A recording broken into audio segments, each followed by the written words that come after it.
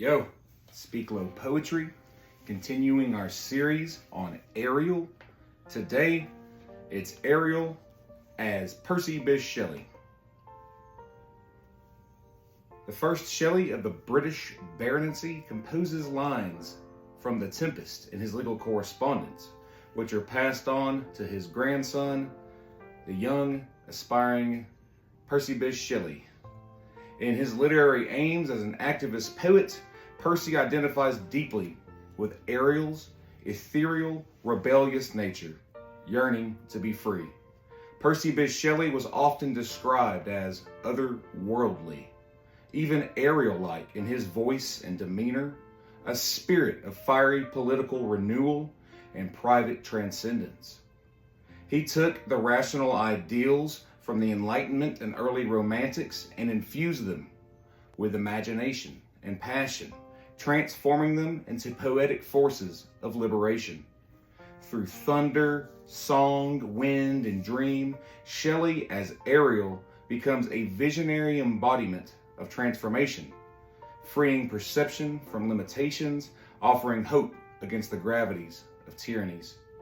Percy Shelley saw in Ariel his own reflection, a being of life and wind, restless and free, whose poetry thundered and sang for cosmic renewal.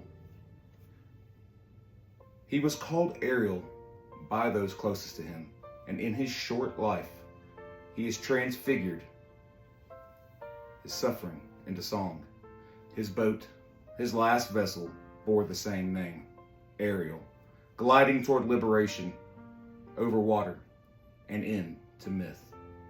His grave in Rome came not only to bear the Latinized heart of hearts, but also Ariel's song from The Tempest.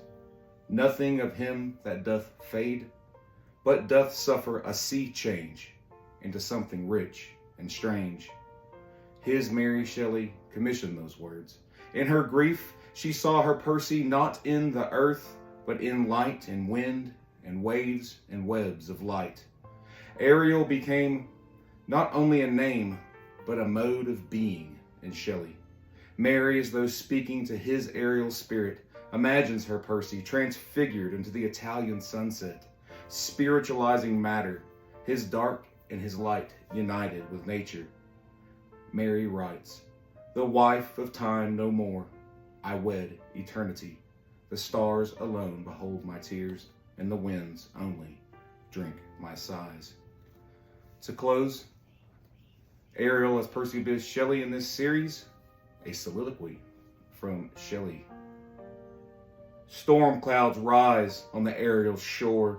I call thee mine, not servant, but self. Spirit, assault, wing, and wandering thought, I launch you again upon this widening dark. No cage have I save flesh, no master but the ache for light. The ocean has always known me. In her hush and surge I have sung, have loved with too much sky. Let fire take my books. Let the sea underwrite me. The soul that dares air must in the end drown, yet in drowning rise.